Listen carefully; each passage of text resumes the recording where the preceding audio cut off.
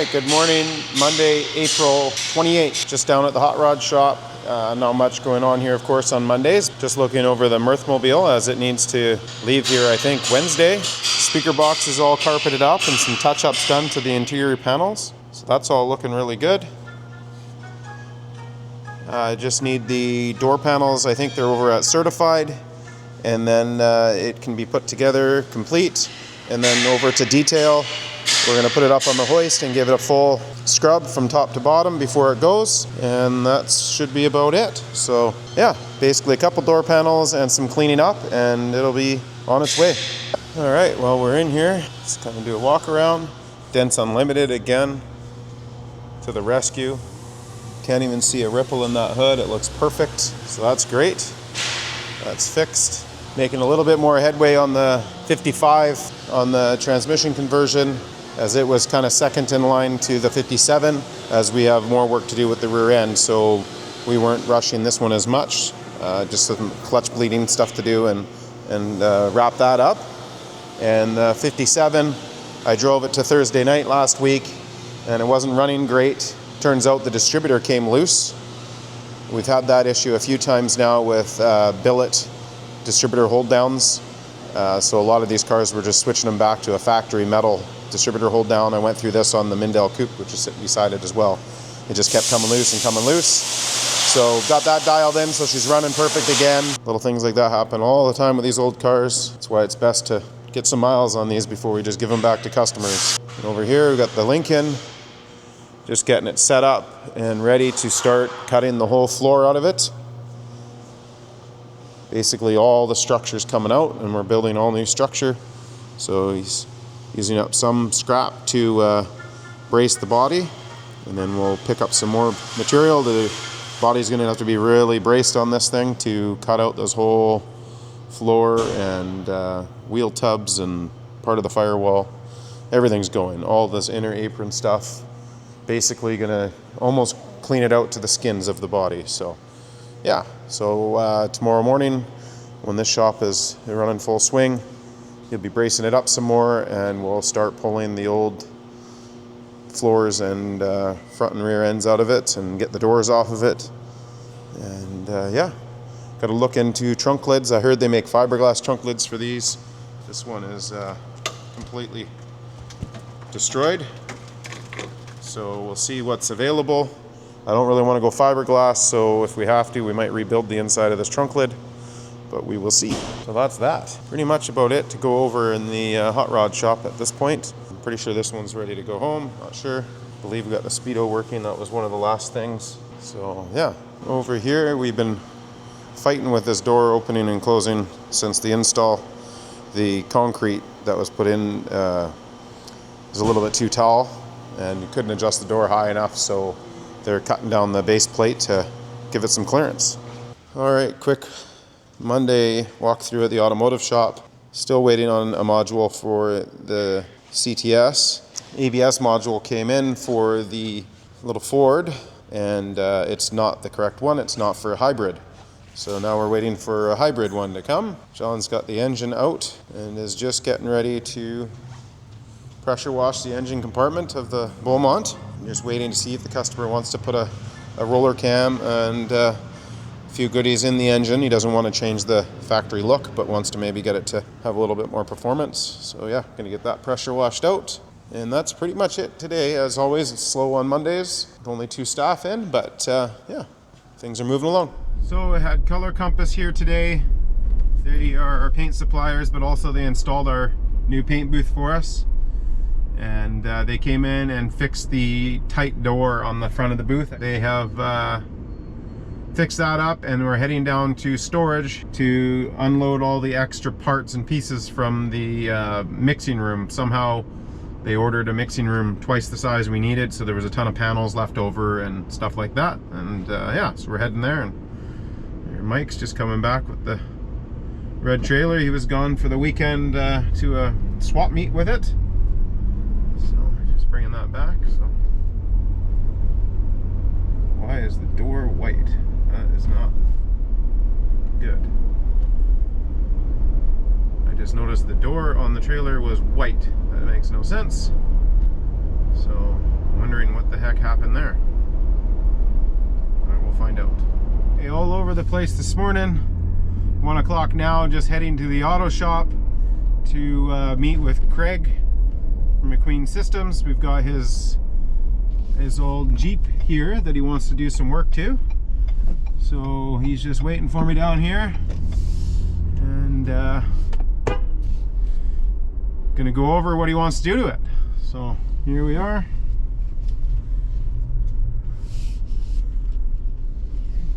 And yeah, and Mike's coming down to go over this trailer because it's pretty messed up. Okay, super exciting. Just got a package in the mail, so just gonna open it up here. I was watching some videos on 360 cameras a while back, and I thought maybe that would be a better option for road testing because I've been doing the GoPro thing on the sides of the vehicles, and it gets you some cool shots of like the wheels and whatnot, but not really the greatest footage of like the whole car driving down the road. Just was watching on Marketplace for a while to see if maybe get a used one or something, and then all of a sudden 360 cam I guess just came out with a new X5, and all the guys on social media, just a whole, like last week, almost everybody that on YouTube that I watch was posting a video.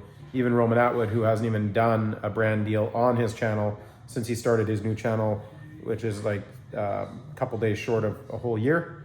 I think the end of this month is his whole year doing a daily upload. I'm literally watching today's, which was Sunday. He's opening his fan mail, and yeah, so he was advertising this. So one of the big things, I guess, with the old 360, I have no experience with them, never used one, just seen people with them.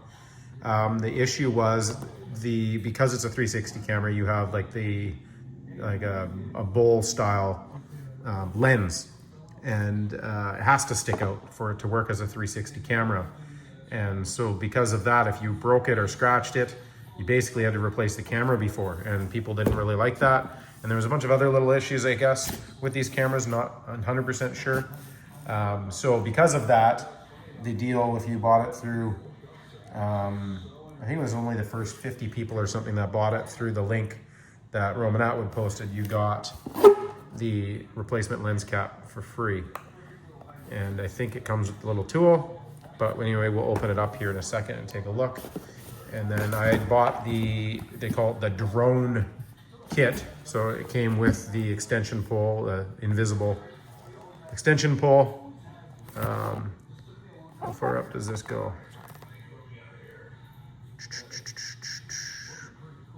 So 1 centimeters.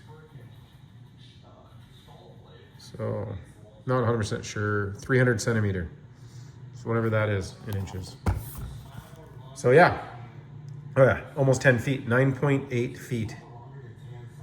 Carbon fiber, no drone, no problem. So when I seen that, I thought, well, this will eliminate me having to have somebody follow me around, and then the risks involved and legalities of having people photo and video out of vehicles. This might make that safer. So anyway, we got it in the mail just now. So let's open it up and check it out. It's not raining yet. That's the other good thing is I've used the DJI Osmo. I have it over here just plugged in charging right now. Before on a car, and it works pretty good, but it's not really an action camera. It's not meant for all the bouncing and vibrations and everything, where this will definitely be better, and the fact that it's waterproof without an extra case, where the Osmo is definitely not a water resistant camera. So this one's built for durability. Roman Atwood, he used it on his RC car day one, and that's what really got me thinking it would be amazing on a car, is it was stuck literally to the roof without an extension on the RC car, and when he jumped it, it looked like it had a drone chasing it, and it was, like I said, just literally connected to the roof of the car. So yeah, nice packaging. So there it is. Looks like a cell phone almost, like Chandel just said when she brought it up. She said, it looks like a cell phone. So yeah, I can see what the complaint would be. Not a complaint, but the reasoning why the lenses had issues was they have to stick out, right? So yeah. So yeah, pretty excited to get this on a car and give it a whirl. The weather's turning outside right now, so the rain's coming, so some cars we won't be obviously driving in the bad weather, but oh wow, that's a huge battery. I didn't even expect it to have a removable battery, so that's cool to know now. I think it's something crazy, like it's more than like a dozen hours of supposed like recording time, from what I remember. Yeah, there's the USB-C and power button. Just kind of curious where the I guess I could probably look at some instructions, but where is the SD card slot? So yeah, anyway, maybe it's where the battery is. Yep, SD slots right in here where the battery goes. So I have an SD card out in my vehicle, so I'll have to go get that shortly, but for now, I'm gonna open this up and throw it on charge. Let's see what else came with it here. So it's exciting for me, but it's probably gonna piss Leah off because now we're gonna have even more footage to deal with. I did see that it seems like they have a pretty good app to help with editing with this style of footage, because of course it's always taking 360 degrees of footage.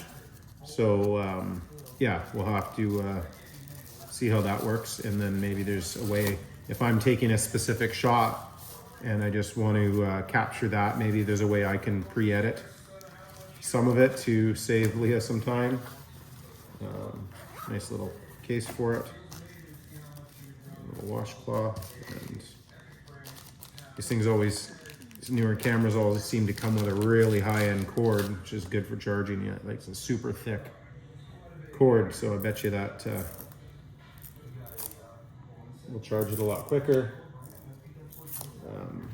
which is good. I have a really heavy charge block over here, but I didn't have any USB-C chargers in my office. I keep them with all the camera gear. So this is probably a fast charge cord, super heavy duty, and then this is a fast charging charger. So hopefully, we'll see. It was glowing like orange. Sometimes if they're fast charging, they'll do something different. But anyway, I don't know. Haven't looked into it yet. This should just be all the instructions.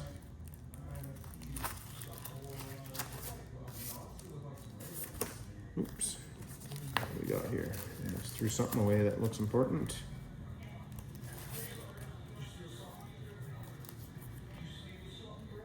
Some stickers. Insta 360, think bold. And then this is some kind of a, there we go. Cleaning sticker. Gently clean the surface of excise with a damp cloth before using the sticker. The sticker is reusable. Clean in water after use and leave to dry. Cleaning sticker. Oh, that's cool. So on the front of the camera, that's the, oops, took a picture. The microphone. So, yeah. So it's got these stickers that you put on there, I guess, to pull the stuff out of the holes to clean it. And then I guess they're reusable stickers. So that's what those are. And quick start guide.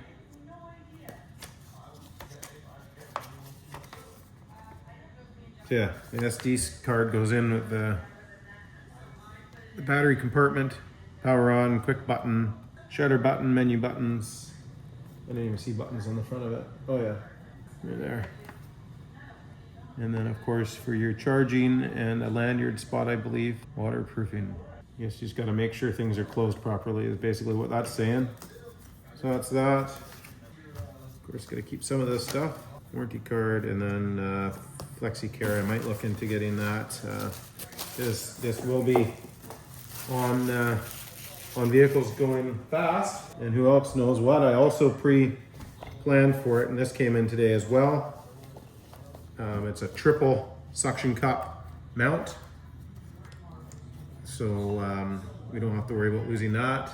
And it's cool too, it has a quick release lockable quarter 20 on there, so we will thread the camera right on there. And ideally, we'll just leave that there for a second. I would assume that the flexi pole, or whatever they call it here, selfie stick, would be quarter on it as well. Get that open. So yeah, this is crazy how light it is for, yeah. And of course it is quarter 20, so that was the whole idea of this. All right, something feels like it's failed already. Oh, I believe, yeah, you could use the Allen key. So it came with an Allen key. Didn't realize that it wasn't connected. So yeah, which is nice. You can actually get in here, and because this is a pretty big piece to be putting on here. So, and then you can twist this lock it, and that isn't going anywhere. Of course, tighten this down.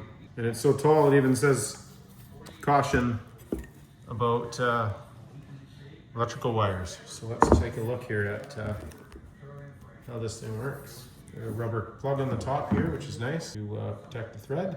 And then here we go. From my desk. Wow, holy. Okay, so that's the first one there. Second, third, fourth, fifth, sixth, seventh, eighth. Wow, that is almost reaching to the TV. And I'll show you, like, it's got some torsion on it, of course, but look how I'm holding it, no problem. It's not super heavy at all. So that is pretty insane how well that works. You know, a foot long to almost 10 feet long. That's super cool. So yeah, that's about that with that. So I'm gonna get it charged up. I'm gonna figure out how it works. And we're gonna try and get it on a car yet today. We'll see how the weather cooperates. There's some pretty dark clouds out there. But anyway, I just figured I'd unbox that since it just came in. And yeah, super excited to get some way better footage for you guys, especially car show stuff and road trips, and be jet boating here a lot more of this coming up, and road tests. The biggest thing for me is the road tests.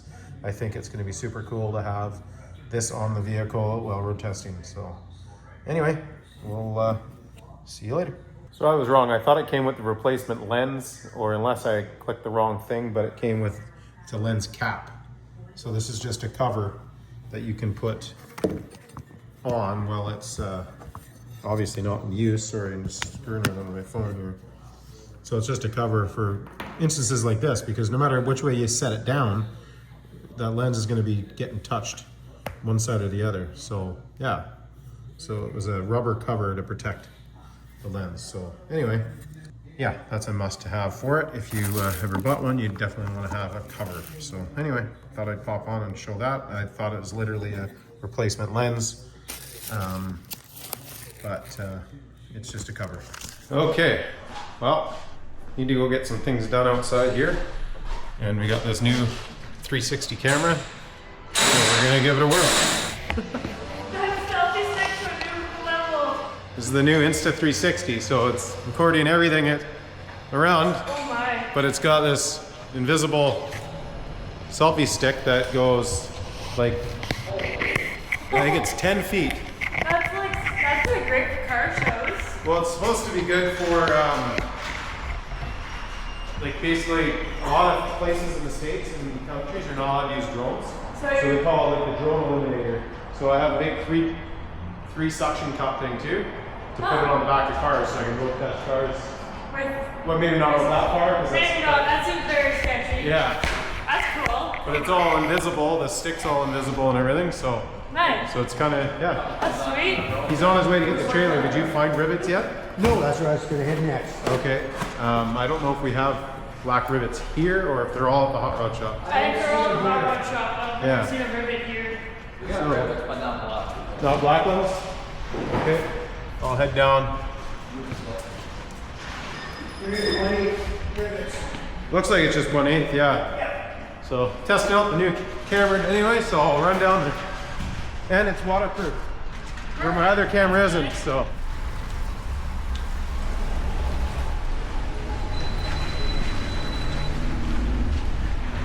So yeah, not sure how good the sound works, but this is about 4 feet, maybe 5 feet from me. It's be interesting to know if the sound's any good. I haven't looked in to see if we can add a mic to it or not, even though I only have it out a few feet. Definitely starts to get heavy on your wrist. And from all this nice weather to ugly rain. Looks like they're about to do the asphalt across the street here. Be nice to get rid of all this gravel that keeps piling up. And maybe some more parking. It's funny, I keep moving the camera around when you don't even need to. It clearly just does its own thing.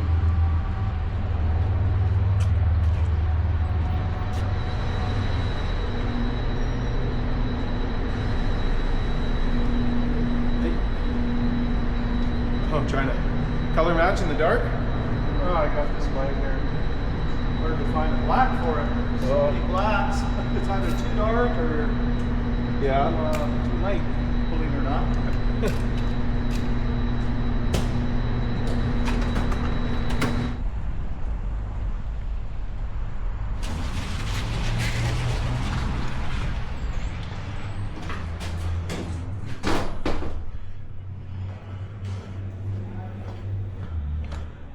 Look at the wand. Yeah. That's awesome. Let's try out the new 360 Heck yeah. camera.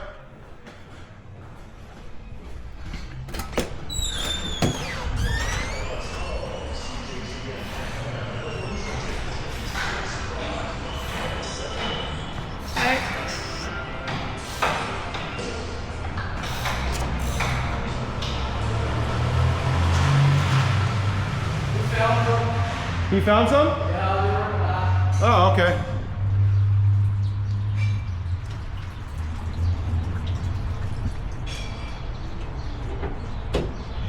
Do you have too many of these? Yeah, too many. How the heck did we get too many of them? I have no idea because because we added them to it. That's right. I looked at it and went, well, there's only 4, but I got 6 in my box. Yeah. Okay. Well, I went. The only rivets we had. Good thing you found some because the only ones we had were too big. Oh, were they? Yeah. 3/16 or whatever. Yeah, these were. Yeah, 3/16. So yeah. But yeah, there we go. Perfect. Okay. Well, is this car drives, right? We had to push. Oh, is it? Okay, because he's going to be here in a little bit. Push it out, then move that one. Move foods. I think I just ordered these off Amazon, and then I think we kind of guessed at the time, so maybe that's how we ended up with extras. Yeah. Those work? Yeah, got it. Yeah, it's already done. All right, Monday night, just heading home. Picked up a couple of the Motormaster car dollies that you jack up under the tires that we use at the shop. Guy used them for Sea-Doos or something, and doesn't need them anymore, so got them for basically what they cost on sale minus the tax, 200 bucks for 2 of them. They're regular price $259 plus tax for a pair, so he wanted $225, got them for 200 bucks, and next time they come on sale I just need to buy 2 more to have another full set. But anyway, the 360 X5 came in today, so that is now on the back window of the Bronco while we're driving. Just doing 360 while we're not sure how this is working, as I can't see, but anyway, just as a test run really. I bought a 3 suction cup mount, but as soon as I extended the pole, the little ball pivots on the mount don't hold much weight, so I'm gonna have to look into how guys are mounting these poles for better distance, because like right now I have it and not very high, and it doesn't move at this height, but it would be nicer obviously to have it higher and get the whole view of the vehicle and stuff. So I will do some research tonight onto what guys are using to mount those on the back of like race cars drifting and stuff, and they seem to stay put pretty good. The selfie stick that I got with the camera is like 10 feet, so maybe I went with too big of a selfie stick. Maybe I just need like a 6-footer or something a little lighter duty that's lighter, and then some kind of a mount that is more fixed position, I guess. Yeah, so anyway, the beauty of that being waterproof is I can run it in this rainy days. Need to do more research. Curious if you can wire in a mic to it, or if you just need to do secondary voice. It does have pretty good sound. I did a small test walk around the shop, which you probably have already watched. And I was pretty amazed that with it extended as far as I could, you could still hear everything. Echoey, but that's probably because it was near the roof inside the shop, or sorry, the ceiling inside the shop.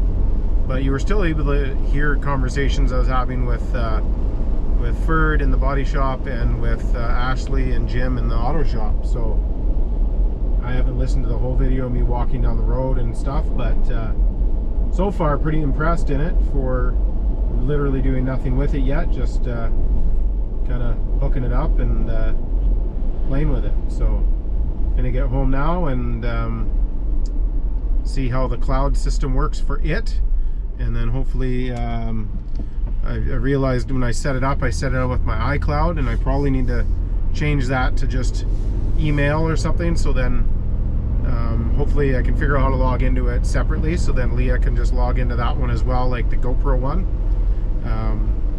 and hopefully that works well. So that's so far another plus the GoPro 13s do, is that cloud system, which has been helping out huge. And then I just use the Osmo footage and put it into the cloud as well. But the Insta360 has a 200 gig cloud as well. So just going to see how that system works. And I'm on a trial right now. I think it's fairly inexpensive for just like the 200 gig, but you can upgrade that, of course. So we will see. I don't know. I probably have this too high. Might hit the garage here. So I better check.